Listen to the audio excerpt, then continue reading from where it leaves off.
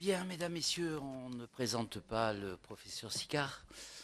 Sa notoriété était bien antérieure à la mission que lui a confiée le président de la République, puisqu'il a présidé le Comité national d'éthique et il a eu une mission de la part du président de la République pour explorer les problèmes de fin de vie. Il a fait un tour de France euh, qui lui a permis, selon sa lettre de mission, de recueillir les sentiments des Français vis-à-vis de la situation de fin de vie.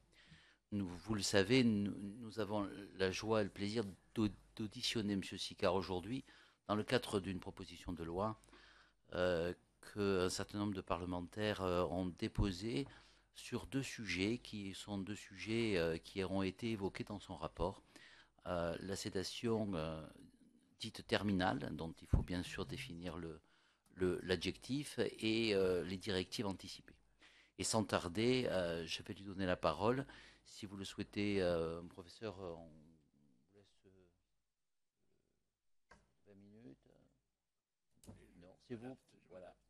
Et puis ensuite, je suis sûr que les parlementaires auront un certain nombre de questions à vous poser.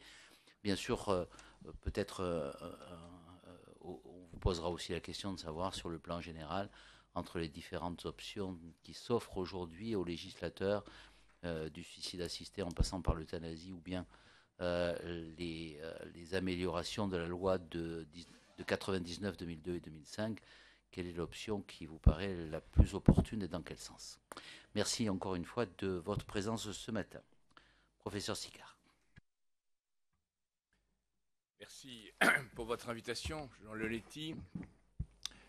Je voudrais tenter, non pas de dicter une position aux parlementaires, ce serait démesuré et ce n'est pas ma mission. Ma mission a été effectivement d'aller au-devant des Français et de mesurer l'écart qu'il pouvait y avoir entre le ressenti. Alors certes, j'ai rencontré 4000 Français, pas forcément représentatifs de la société française, mais dont la liberté de penser, dont la tolérance, dont le respect mutuel m'a beaucoup impressionné et qui contrastait avec ce que j'appelle les postures, c'est-à-dire qu'elles soient médicales, qu'elles soient institutionnelles, qu'elles soient quelquefois religieuses, comme si il y avait une réponse avant la question et que les citoyens posaient des questions et voulaient avoir des réponses. Qu'avons-nous appris pendant ces 4 mois et demi?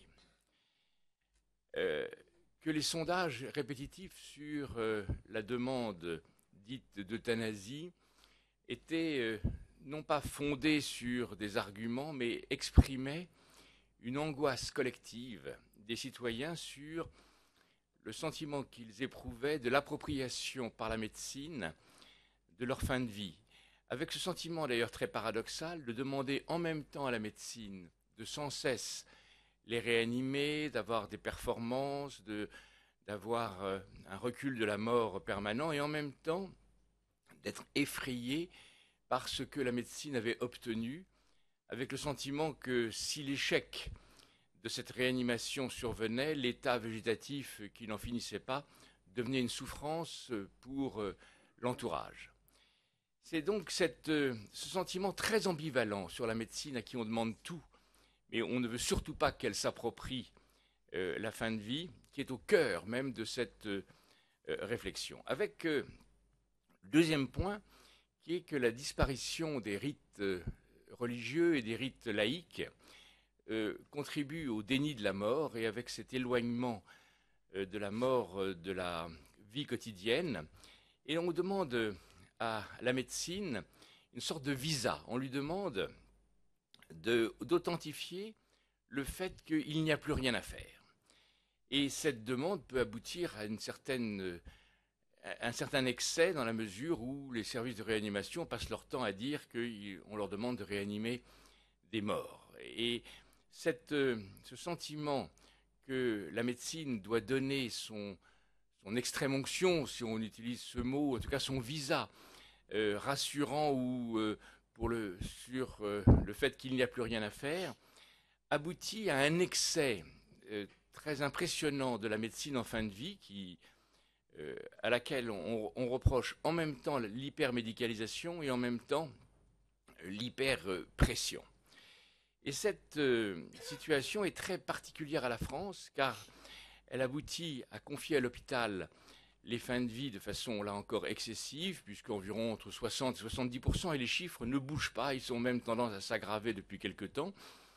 On voyait dans ce film sous le figuier que j'ai vu il y a quelques jours avec Madame Casatsu qui a 99 ans, et à la fin de sa vie, cette femme a 99 ans dans le film, eh bien ses enfants l'envoient à l'hôpital dans les derniers jours. Et on voit que cette fin de vie, même à 99 ans, justifie une expertise médicale pour savoir s'il n'y a rien à faire.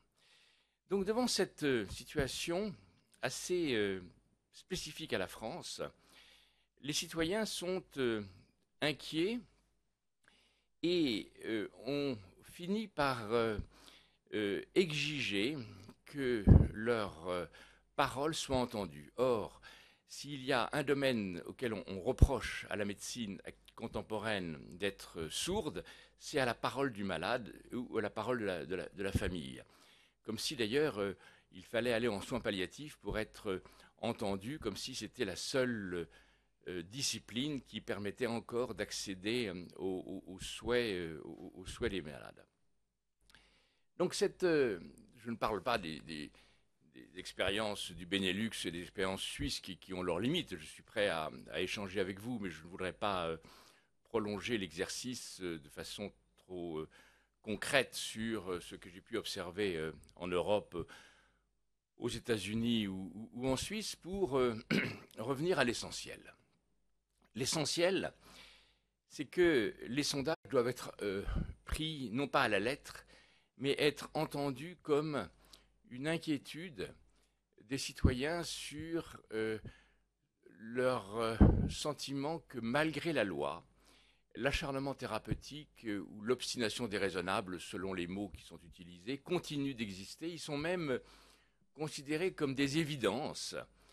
Et c'est un peu surprenant de voir que dans la loi, cette notion est stigmatisée de façon très précise, mais que dans l'espace public, cette stigmatisation de l'obstination déraisonnable n'est pas perçue comme telle, ni par la société non médicale, ni même par les médecins, puisque les médecins en font un argument très subjectif et ont renoncé à travailler sur le sujet, puisqu'il n'y a aucun enseignement universitaire, aucun séminaire sur ce qu'est une obstination déraisonnable, sur ce qu'est un acharnement thérapeutique, aboutissant à ce que d'un établissement à l'autre, les situations soient radicalement différentes.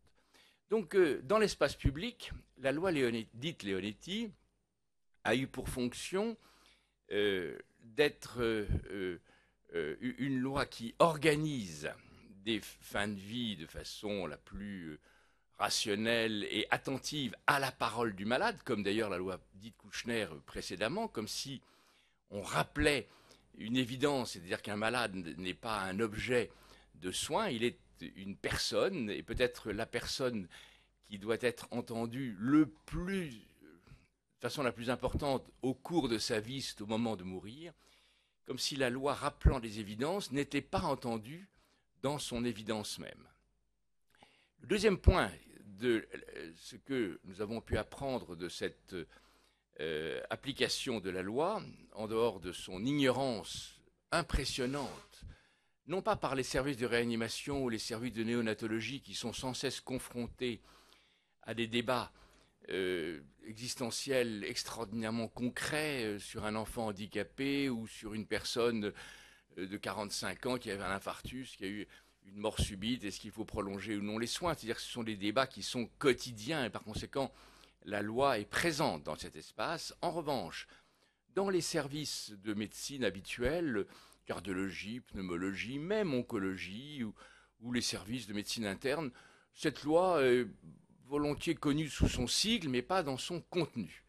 Et cette ignorance est tout de même très impressionnante, 8 ans après sa mise dans l'espace public. Et je suis frappé que malgré les efforts de mon voisin, M. Jean Leonetti, qui a fait des centaines de conférences en France sur le sujet et qui suscite à chaque fois, tel que j'ai pu l'entendre, une adhésion évidente, eh bien cette loi en tant que telle, concrètement, n'est pas passée dans la fonction professionnelle. Et je trouve que cette simultanéité d'une non-application de la loi et en même temps cette ignorance par les citoyens qui ont retenu de la loi deux choses, qu'elle n'avait pas empêché l'acharnement thérapeutique tel qu'ils le voient quotidiennement continuer, mais qu'elle avait interdit une fin de vie radicale décrétée sous la forme d'une euthanasie. C'est étonnant d'ailleurs comment l'imaginaire collectif a fini par garder de la loi, au fond, ce qu'elle ne dit pas. Et c'est comme si, au fond, une loi et son interprétation l'emportait sur son sens réel. Et nous avons fini par, après avoir travaillé, on nous a reproché d'avoir constitué une commission qui n'était pas représentative de l'état d'esprit de ceux qui s'étaient exprimés, que ce soit les religions, que ce soit l'ADMD, que ce soit Jalmave, au fond comme si nous avions écarté les acteurs civils qui s'expriment dans l'espace. J'ai considéré qu'il était absolument impossible simultanément d'aller au-devant des citoyens et d'avoir au sein même de la commission des débats contradictoires qui nous épuisaient dans le laps de temps extrêmement court, 4 mois et demi pour rédiger ce rapport, qui était un rapport d'audition, qui était un rapport d'explorateur, un peu comme si j'avais été au fond dans un pays faire de l'ethnologie ou comme si nous n'étions pas là pour faire passer nos positions, faire passer nos convictions, nous étions là pour écouter. J'ai trouvé d'ailleurs que cette situation d'écoute permettait un exercice démocratique étrange, avec le bonheur des citoyens de pouvoir réellement dire des choses sans avoir à répondre à des questions posées par telle ou telle institution ou telle profession. Nous avons fini par conclure 2 ou 3 choses. La première, c'est qu'il était extraordinairement étrange que les passions s'expriment sur des euthanasies telles qu'elles existent dans le Benelux ou suicide assisté en Suisse ou en Oregon et qui fascinent la population comme si là il y avait une sorte de progrès humain, un progrès culturel.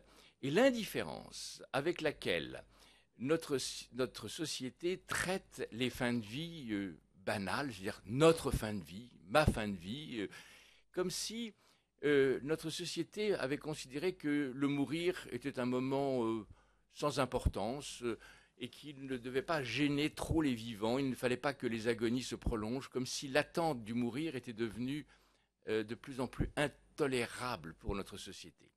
Et donc cet écart entre l'indifférence de la fin de vie collective et puis cette exigence d'une fin de vie où la médecine pouvait éventuellement intervenir était très, très étonnante parce que notre société, en même temps, nous comprenions les sondages et en même temps, on voyait que la complexité ressentie par les citoyens était non pas d'être euthanasiés, mais d'avoir une fin de vie sur laquelle ils pouvaient agir et pouvaient demander à la médecine de les aider à mourir. Et cette antienne permanente de ne pas être abandonnés, bien sûr de ne pas souffrir, mais les citoyens nous disaient souvent que ce n'était pas tellement la question de la souffrance, c'était la question, au fond, d'une fin de vie qui s'éternisait et avec les progrès actuels de la médecine, de pouvoir très simplement y mettre fin dans la douceur, dans le respect de leurs demandes.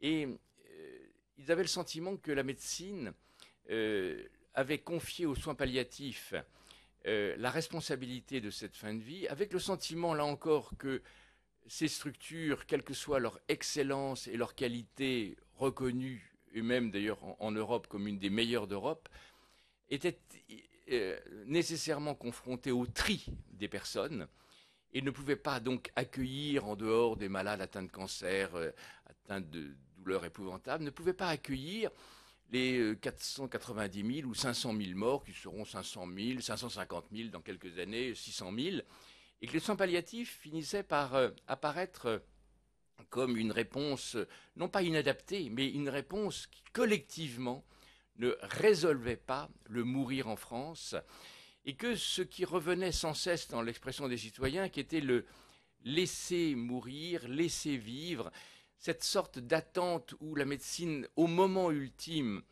pouvait simultanément se retirer et ne pas proposer d'alternative aux soins palliatifs, était angoissante.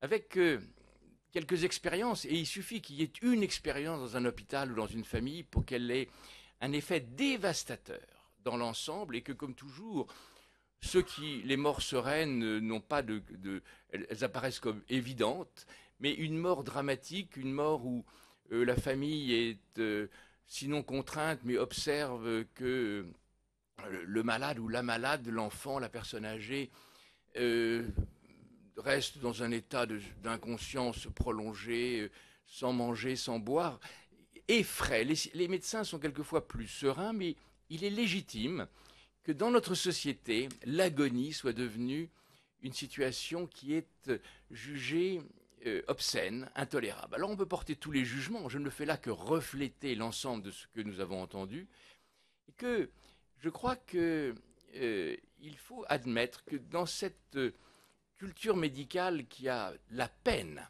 à affronter ces questions et qui n'a pas reçu d'enseignement, avec d'ailleurs un vide dans ce domaine. Alors on peut dire que dans telle ou telle ville, en particulier à Besançon, où il y a Régis Aubry, il y a une réflexion, mais il n'y a pas d'instance universitaire, il n'y a pas de place universitaire pour cette réflexion, donc on est dans sinon un désert qui serait un peu excessif, mais en tout cas, on n'est pas dans une prise en charge intelligente, avec discernement, avec inquiétude. Ce n'est pas une question centrale pour la médecine, c'est une question non seulement accessoire, mais c'est une question qui est traitée par les jeunes médecins comme un échec de la médecine. Et nous avons dit que peut-être, je ne parle pas de la loi, mais que la médecine devait peut-être non seulement travailler sur ce sujet, mais peut-être aller jusqu'au bout, c'est-à-dire d'assumer sans la moindre ambiguïté le fait que dans les situations qui sont demandées par la personne ou qui sont demandées par les directives anticipées qui, là encore, nous ont paru misérables dans leur existence, puisqu'on est entre 1 à 2% par rapport aux autres pays étrangers, Europe, où les chiffres sont de plusieurs, presque 50 ou 80%. C'est une banalité culturelle de faire des directives anticipées avec la médecine. Donc la France est dans une situation très paradoxale, d'être en même temps, d'avoir confié la fin de vie à l'hôpital sans directive anticipée. Et que si les directives anticipées disent que, avec des modèles qui sont très très bien faits, qu'on peut emprunter à l'étranger, qu'on ne souhaitait pas que son agonie se prolonge de façon naturelle pendant des jours et des semaines, eh bien qu'on puisse y mettre fin. Et que cette fin soit sous la forme d'une sédation, mais qui ne soit pas une sédation qui vise à soulager la douleur, parce que le nombre de citoyens qui nous ont dit « mais ma grand-mère, mon fils, ma femme ne souffraient pas et pourtant elle n'en voulait plus ». Et très, très doucement, elle demandait que cela cesse et qu'elle ne pouvait pas avoir accès aux soins palliatifs parce qu'ils étaient pleins ou simplement qu'elle ne voulait pas y aller. Et je crois qu'il y a une liberté des citoyens de ne pas forcément passer par ce sas des soins palliatifs, quelle que soit la qualité des établissements. Et tous ceux qui ont visité ces établissements, moi le premier, ont été impressionnés par la qualité de la prise en charge, mais obliger au fond le critère d'un échec des soins palliatifs ou d'un refus d'aller en soins palliatifs pour ne pas avoir accès à une sédation terminale me paraîtrait justement tout à fait anormal. Autrement dit, accepter que dans telle situation, que ce soit un enfant, que ce soit une personne âgée, que ce soit un adulte, la médecine, dans le respect de la parole de la personne, dans le respect de la famille grâce aux directives anticipées, dans le respect surtout de cette attention à la personne, ce n'est pas un geste désinvolte qui demande éventuellement l'avis d'un autre médecin, avec une traçabilité qui fait que c'est inscrit dans le dossier médical, qu'il y ait au fond une douceur. La douceur, ça veut dire que le le discernement. Mais le discernement qui n'est pas lié simplement à un médecin ou une équipe médicale, un discernement qui est discuté, puisse contribuer à apaiser des fins de vie et qui, au fond, n'en finissent pas de finir. Et que cet sentiment de laisser mourir angoisse terriblement les citoyens, même si la médecine dit que quelquefois elle ne peut pas contribuer à ce raccourcissement. Le deuxième point sur lequel nous avons peut-être, sinon insisté, mais que nous avons découvert, c'était la fascination que les citoyens ont pour les cultures qui permettent le suicide assisté. Là encore, je crois qu'il ne faut pas idéaliser ces situations, parce que en Suisse même, elle fait l'objet de débats et la plupart des cantons suisses s'y refusent, donc il n'y a que 2 cantons qui l'acceptent. Et ce qui est en même temps fascinant et angoissant, c'est l'inscription dans le temps d'un jour précis avec une organisation qui font que les films, les romans passent leur temps à idéaliser ces situations, mais qui, à mon avis, sont totalement en contradiction avec ce qu'est notre vie française, c'est-à-dire de considérer qu'une personne peut, en toute lucidité, décider que le 3 avril 2013, elle mettrait fin à sa vie en l'ayant anticipé au mois de janvier. Et donc, je crois que cette suicide assisté n'a pas de caractère moralement insupportable. Il a pour avantage la sérénité des personnes qui y recourent, et en particulier en Oregon, puisque en Oregon, ils ont la possibilité de recevoir la potion létale chez elle ou chez lui et de ne pas l'utiliser. La moitié des personnes qui le reçoivent décèdent avant de l'utiliser. Mais en dehors de cette possibilité, au fond, d'accès libre en fonction de critères d'une maladie extrêmement grave, sans possibilité de soulagement, etc., cette liberté fascine les citoyens dans la mesure où ils ont le sentiment qu'ils récupèrent une liberté par rapport à la médecine qu'ils n'ont pas. En revanche, et je terminerai dessus, l'euthanasie telle que nous l'avons vue au Benelux, là encore, n'est pas moralement choquante. Les médecins qui le pratiquent ne sont pas moins médecins que les médecins français. Et la Belgique et la Hollande ont longuement réfléchi, même s'ils ont été diabolisés pendant de longues années. Ils nous ont dit comment les médecins hollandais n'avaient plus accès aux conférences européennes sur ces sujets pendant très longtemps, considérant qu'ils étaient devenus des extrémistes marginaux. Mais indépendamment de au fond, du respect qu'on doit à cette médecine, nous avons encore été frappés par le caractère radical de cette euthanasie qui, culturellement en France, nous paraîtrait aux antipodes de ce que la continuité des soins a toujours tenté d'instaurer. Comme si, au fond, la brutalité d'une euthanasie qui fait qu'en 1 minute 30, la personne décède, crée dans l'entourage un effroi. Alors, quelquefois, c'est une sorte d'acceptation, mais à partir du moment où la médecine inscrit dans son projet la radicalité d'une situation, je pense que là, nous sommes aux antipodes d'un vivre ensemble. Parce que, je terminerai vraiment dessus, je crois que nous avons appelé notre rapport penser solidairement la fin de vie. Notre fin de vie n'est pas notre fin de vie. Elle est la fin de vie aussi pour les autres. Et que ce qui effraie les citoyens, c'est que l'on meurt mal. Et on meurt mal en France. Et que ce que l'on souhaite, c'est que la mort soit le plus douce possible et que peut-être la médecine y contribue avec ses capacités et qu'elle soit attentive et qu'elle ne se sente pas, au fond, sans responsabilité, et que sa responsabilité s'arrêterait au succès thérapeutique et que peut-être aidée à la fin de vie, elle y trouverait un nouveau sens. Comme si les citoyens demandaient, et c'est le paradoxe, c'est que dans l'espace public où les rites ont disparu, eh bien qu'on parle de la mort et qu'on en parle avec simplicité et que les Français aient l'impression que la médecine, au lieu de s'éloigner de la mort, ait pris en compte leurs souhaits et leurs désirs. C'est pour cela que le mot solidarité nous a paru essentiel. Merci beaucoup, professeur. Vous avez été très clair et rapporté cette inquiétude de nos concitoyens.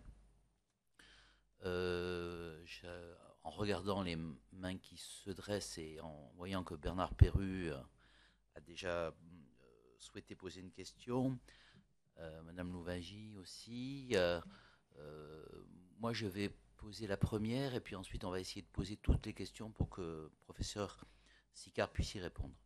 Si je comprends bien, dans le terme de sédation terminale, je dirais que ce que vous proposez, c'est qu'à la fois elle se déroule en phase terminale et qu'elle ait un but terminal. Bien sûr, dans certaines circonstances. Mais ça n'est donc pas une proposition qui coïnciderait avec ce qui existe au Benelux, ni avec le suicide assisté, puisqu'on est en phase terminale, alors que le suicide assisté, généralement, est à distance de la fin de vie.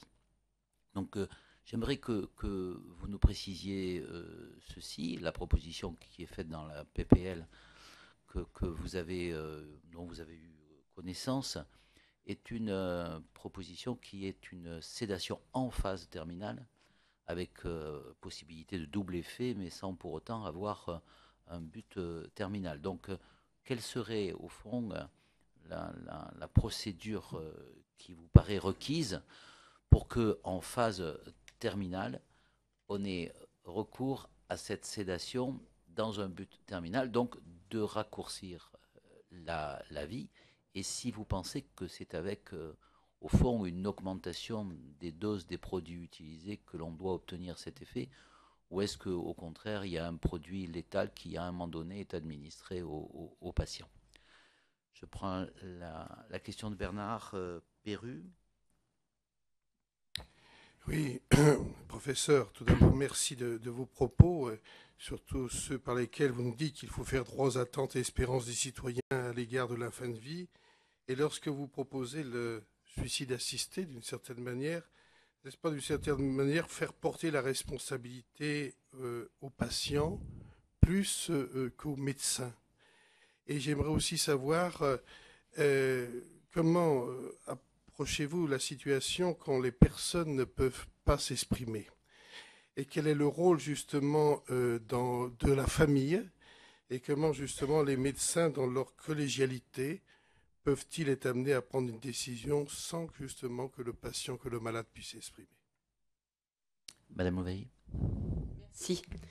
Merci, professeur, pour l'ensemble de ces explications. Effectivement, vous indiquiez en préambule que vous n'étiez là pour nous dicter des propos, mais je crois que vous êtes là pour orienter et pour nous aider à ce que nous puissions prendre une position.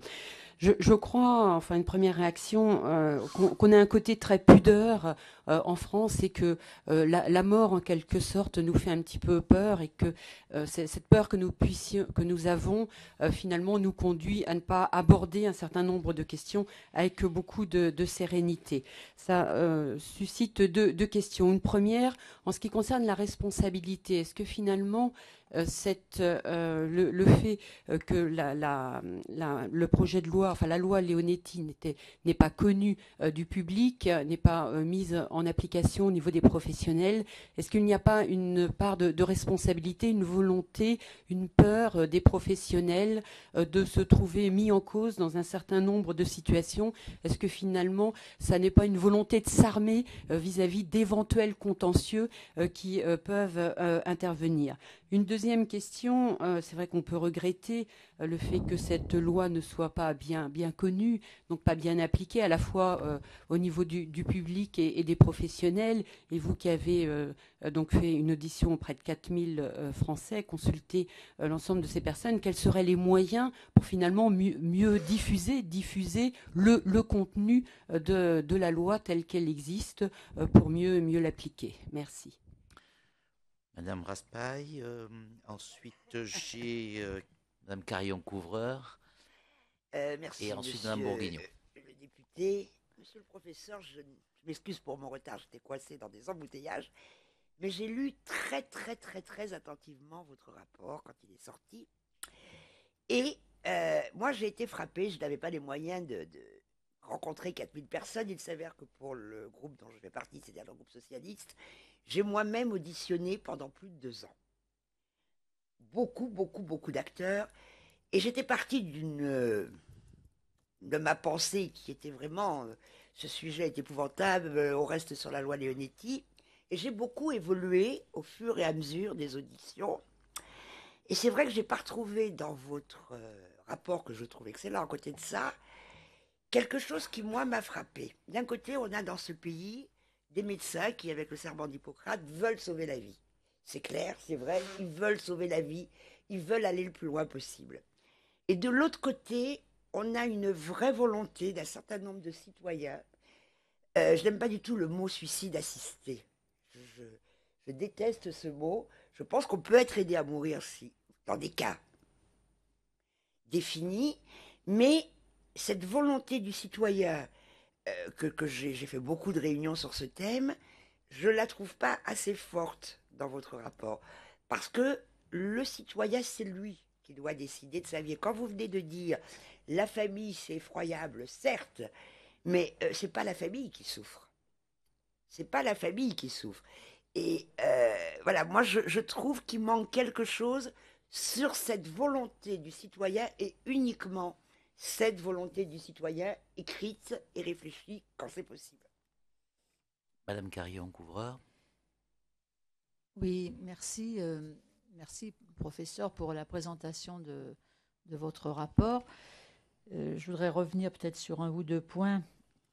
D'abord sur le fait que, vous l'avez rappelé, que la loi Leonetti ne soit pas, quelques années après, très connue. Et pourtant, enfin, il me semblait que les Français l'avaient entendue, la connaissaient. Souvent dans des réunions, c'est un sujet qui est évoqué.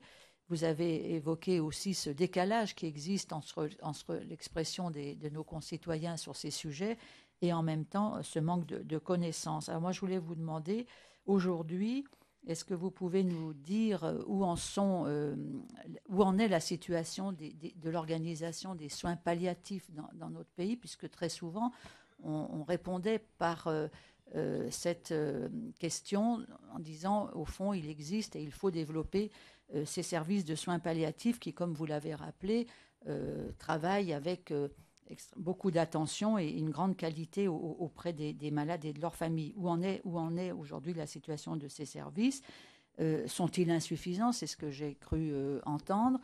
Et de notre côté, vous nous avez dit il faut aussi qu'on aille au-delà de la question des soins palliatifs, si j'ai bien compris, pour faire en sorte que désormais les professionnels et les médecins sachent et puissent accompagner les malades et leurs familles dans ces situations de fin de vie. Alors comment envisagez-vous, avez-vous quelques propositions sur la formation des professionnels aujourd'hui, puisque c'est un point qui semble rester difficile?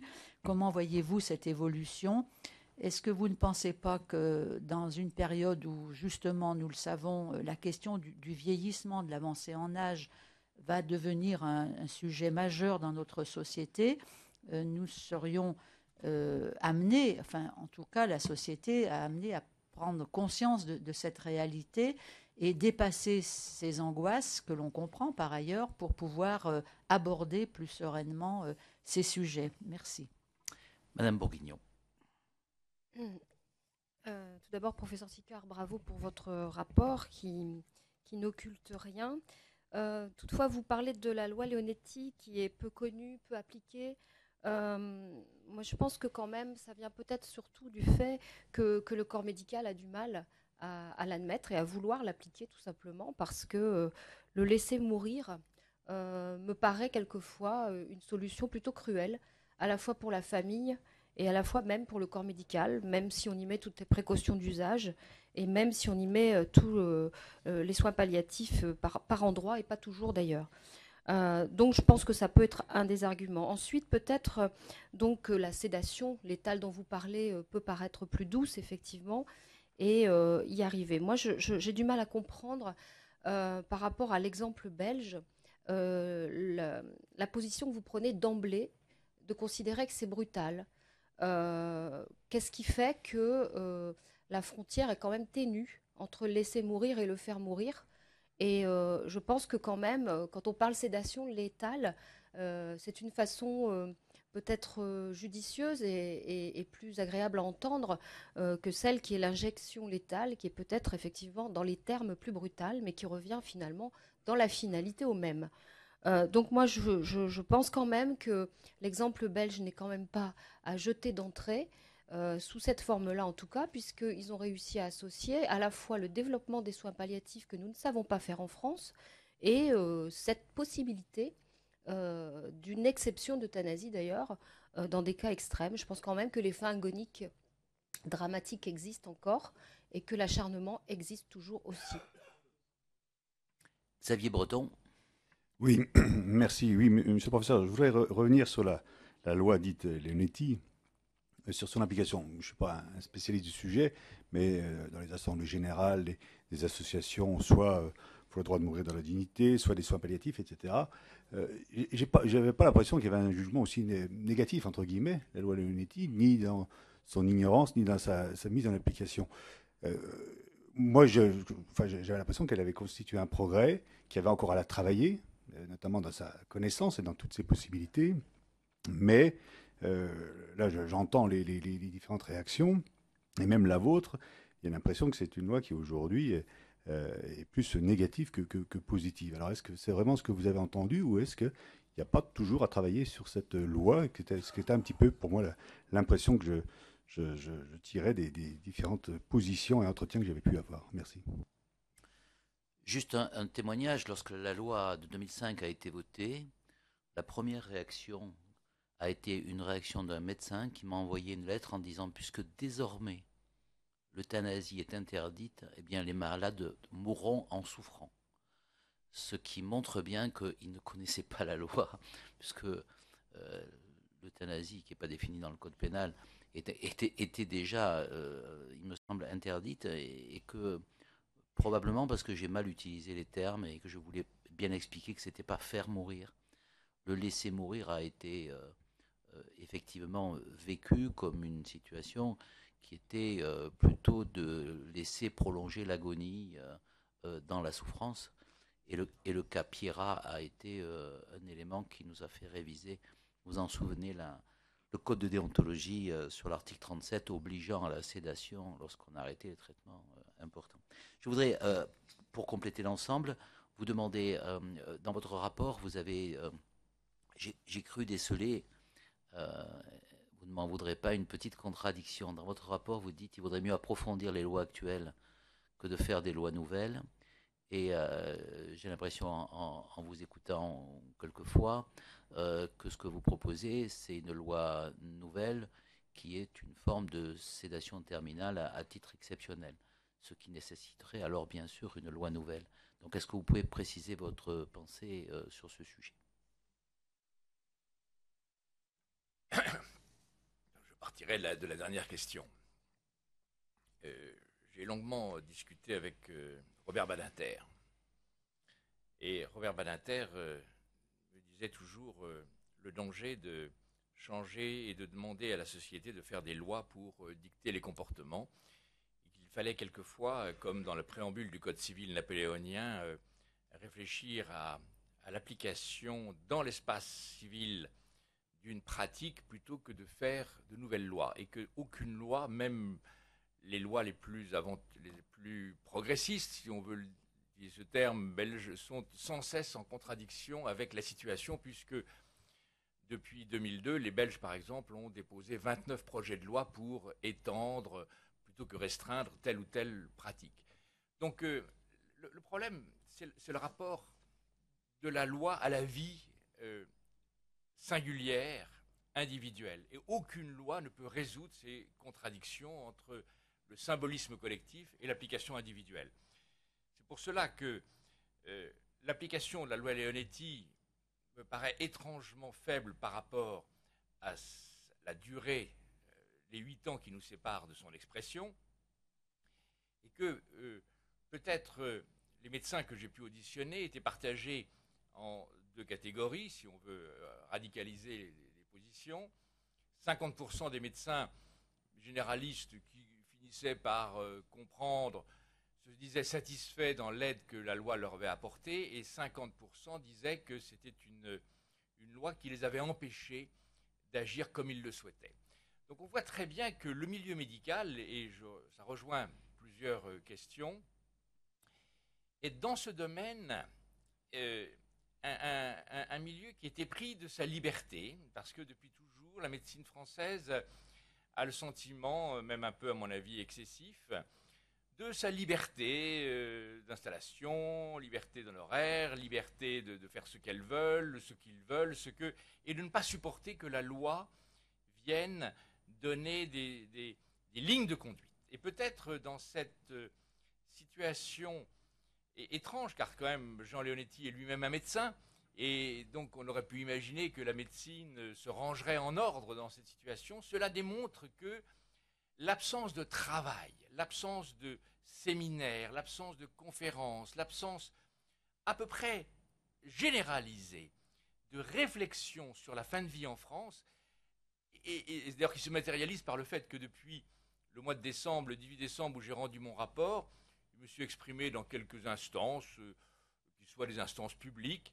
Jamais une instance universitaire, une instance médicale n'est venue me demander de s'exprimer devant elle. Autrement dit, la médecine maintient à distance la fin de vie, qu'elle soit sous la forme pratique ou sous sa forme légale. Et je ne sais pas comment on peut faire autrement qu'en demandant au fond, au pouvoir exécutif, à un moment donné, de dire le pouvoir, c'est nous, et nous demandons à la médecine de prendre ses responsabilités, mais nous demandons d'inscrire dans l'espace universitaire une véritable réflexion et de ne pas laisser à telle ou telle instance le soin d'en décider. Et je crois que là, il y a un effort du pouvoir exécutif qui devrait être radical et qui ne devrait pas être simplement des conseils un peu vertueux qui seraient dénués d'effet. Alors, je vais essayer de les prendre dans l'ordre maintenant. Le fait que le mot sédation en phase terminale ou sédation terminale révèle ce que l'une d'entre vous exprimait sous le mot pudeur. Et que, à force de pudeur, à force de ne pas s'approcher de la réalité des situations, on finit par, au fond, ne pas faire plaisir à l'un et faire peur à l'autre. Je crois que la notion de sédation terminale est une situation qui, au XXIe siècle, me semble revendiquée et acceptée par une majorité de citoyens, dans la mesure où on rappelle sans cesse que cela ne sera pas fait clandestinement, que cela ne sera pas fait contre leurs vœux, mais qu'eux-mêmes seront demandeurs et que leur parole sera entendue, et qu'à force de contourner en trouvant que les mots en situation ou en enlevant le mot situation, au fond, on finit par donner le sentiment qu'on avance et qu'on recule et qu'on a peur.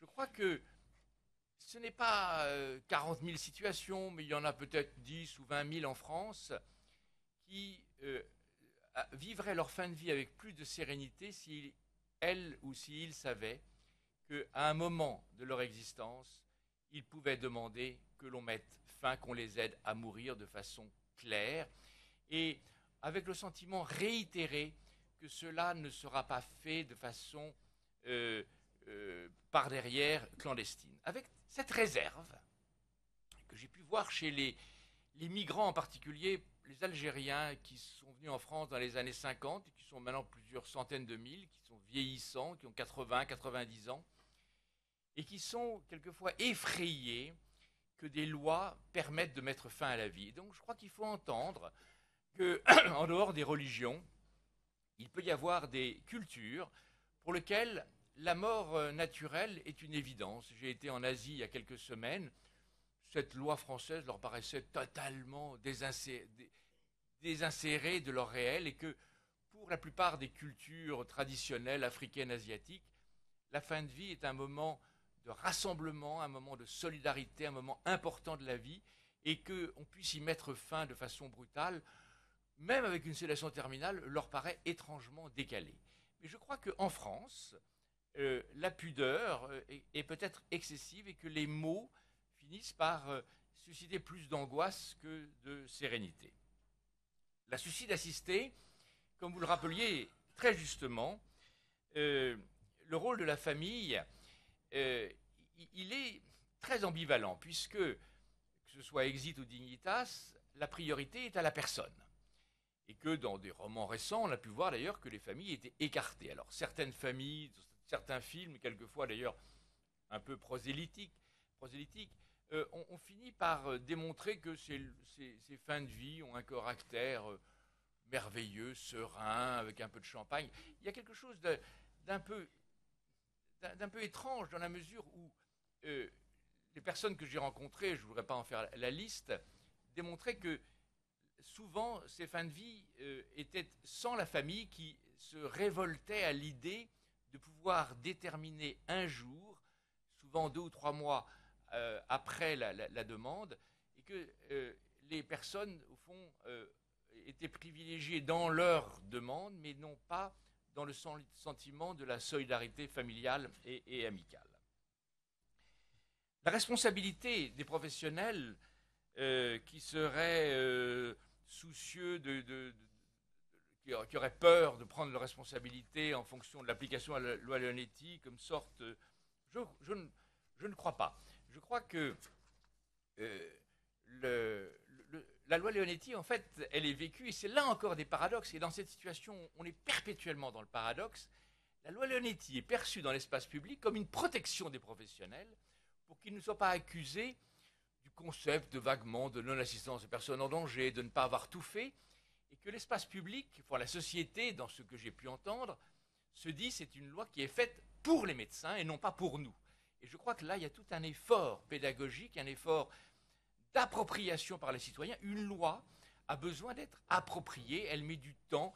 Je crois que Robert Badinter me disait qu'il fallait peut-être 20 ans avant qu'une loi soit comprise, et que certaines lois ont besoin du temps pour être appliquées, et donc pas sans arrêt substituer une nouvelle loi à une autre, mais peut-être faire qu'une loi soit accompagnée de telle ou telle pratique. Alors, effectivement, entre les médecins qui veulent sauver la vie et les citoyens qui veulent décider, vous disiez, je crois que notre rapport passe son temps à dire que, justement, les personnes revendiquent, et de façon militante, répétée, comme une antienne, qu'elles veulent être écoutées. Nous avons fait un sondage qui peut apparaître très étrange, d'aller auditionner des personnes réellement en fin de vie, à 15 jours ou 3 semaines de la fin de leur vie. Et ce qu'elles demandaient, ce n'était pas l'euthanasie en tant que tel un geste radical, mais de pouvoir être entendues sur leurs souhaits, et que la médecine n'ait pas peur de s'approcher de la mort, que la famille n'ait pas peur de s'approcher de la mort, et qu'à ce moment, ils demandaient, au fond, qu'avec des mots qui n'étaient pas forcément des mots crus, ils puissent être aidés à mourir. Alors la question, dont on n'a pas parlé depuis le début, mais qui était sous-jacente, qui est pourquoi les personnes en France ne meurent pas chez elles, à domicile, comme ce se passe dans la plupart des pays d'Europe. D'ailleurs, les euthanasies en Belgique et en Hollande se passent quasiment totalement à domicile et non pas dans les hôpitaux. Ou si c'est des hôpitaux, c'est des hôpitaux très spécialisés comme l'Institut Bordet de Bruxelles. Pourquoi le domicile est une... c'est même le mot catastrophe est excessif, mais la mort à domicile effraie parce que l'anticipation de la mort est jugée insupportable dans sa survenue triviale, puisque la médecine n'apporte pas d'attention en dehors des soins palliatifs. Il n'y a pas de projet de vie. Quand il y a quelques semaines, l'HAS avait proposé un avis sur la prise en charge du cancer bronchique par chimiothérapie, radiothérapie, chirurgie, comme une espèce de guidelines pour les médecins, de savoir, il n'y avait pas un mot pour la fin de vie. Et quand Alain Cordier, qui est vice-président de l'HAS, s'est insurgé devant cette absence, brutalement l'HAS a dit on va faire un groupe de travail. Autrement dit, la fin de vie, qui est quand même dans un cancer bronchique une éventualité assez fréquente, les médecins, les familles, personne n'a un projet de fin de vie qui ne soit pas forcément soins palliatifs, comme si le soin palliatif avait le monopole de la fin de vie. On peut très très bien, chez soi, avoir une anticipation avec une organisation qui va mêler des structures de bénévoles, des structures publiques, des structures d'hospitalisation à domicile, qui ne rivalisent pas et qui n'aboutissent pas à cette espèce de d'improvisation, comme si, et j'ai des exemples récents de malades sortant de l'hôpital et qui ont dit, écoutez, il n'y a plus rien à faire, qu'il reste chez lui, mais comment faire? Ben, écoutez, vous avez l'adresse d'une infirmière, d'un médecin, d'une structure de soins palliatifs à domicile, mais tout ça est laissé à l'improvisation, il n'y a pas d'aide, il n'y a pas de structure, il n'y a pas d'attention. Ce que les autres pays européens ont fait, ce n'est pas forcément de dépenser plus d'argent, parce que je pense qu'on dépenserait moins d'argent, c'est de déshospitaliser la fin de vie au profit du domicile, mais un domicile pour lequel il y a une aide publique, il y a une aide privée, mais qui travaillent ensemble, et je crois que là, il y a un travail gigantesque à faire. Quant à la question de la brutalité de l'euthanasie au Benelux, qui serait importable en France, bien sûr, je crois qu'on ne peut pas diaboliser. Simplement, je crois que passer d'une culture en France, qui est une culture qui a été une culture, à mon avis, dans peut-être l'excès de la médicalisation, de la survie, une sorte d'idée que la médecine pouvait toujours apporter son aide, avec une fin de vie qui, dans sa brutalité, méconnaît que l'autre est là. Alors on dit, effectivement, on va privilégier la personne. Le problème, c'est que on peut mourir seul, et beaucoup de personnes meurent malheureusement seules, mais cette minute 30 qui sépare la vie de la mort n'est pas forcément compatible avec un deuil.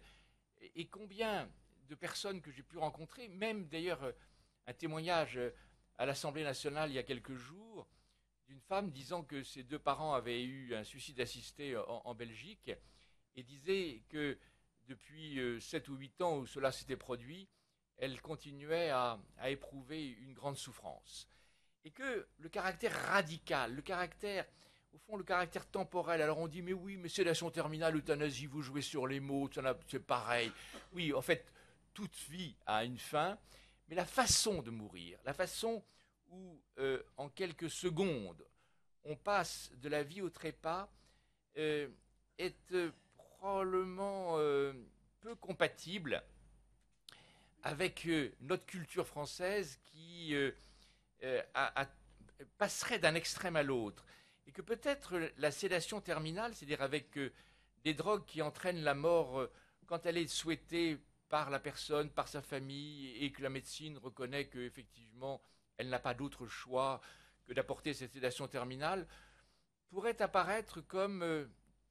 alors, les linguistes pourraient dire, oui, c'est une bonne mort, donc c'est une euthanasie. La façon de mourir, la façon concrète de mourir, me paraît très importante. On sait très bien qu'un suicide d'une personne que l'on connaît bouleverse ceux qui sont autour, et que je crois que le caractère radical d'une vie qui se termine peut être aux antipodes de ce que l'on pourrait appeler une solidarité. Mais moi je suis très perplexe, et vous savez, comme tout le monde, pendant ces 4 mois et demi, j'ai passé mon temps à hésiter. Le matin, j'étais persuadé que j'avais trouvé la solution, et que le soir, la solution, elle était bousculée par des témoignages. Et au fond, c'est peut-être le mot solidarité qui m'a permis peut-être d'aboutir à une conclusion, c'est-à-dire que privilégier ma personne, privilégier mon corps, privilégier mon souhait, est peut-être peu compatible avec un vivre ensemble. Le problème, c'est comment un vivre ensemble doit entendre celui qui meurt et doit pouvoir être à son écoute sans être indifférent. Et peut-être qu'une forme suprême d'indifférence, mais on peut me critiquer dans cette forme, c'est l'euthanasie dans sa forme radicale. En revanche, peut-être que la sédation terminale est une forme de solidarité. Mais vous savez, sur les mots, on peut dire tout et son contraire, et que je suis aussi perplexe que tout le monde. Pour la dernière question de Jean Leonetti sur est-ce que, au fond, je passe mon temps à dire qu'il faut une loi, et puis que je dis à la page d'après, ou nous disons à la page d'après qu'il ne faut pas de loi.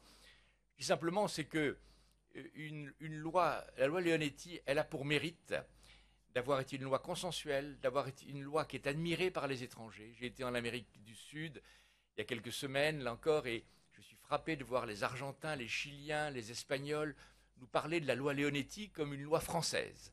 Et donc, je ne voudrais pas qu'au fond, on considère que notre société va considérer qu'il y a une loi post-Leonetti. Je dis simplement, c'est qu'une loi Leonetti, elle a besoin d'être appliquée. Peut-être que les mots, alors est-ce qu'il faut des nouvelles lois? Est-ce que si on change un adjectif, il faut une nouvelle loi? Je ne sais pas.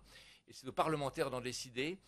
Mais je crois que si on considérait que la loi Leonetti est une loi passéiste et qu'il faudrait une loi progressiste, une loi nouvelle, je pense qu'on ne tiendrait pas compte de cette période post-légale qui fait que de s'interroger presque anthropologiquement sur la façon dont une société accueille une loi.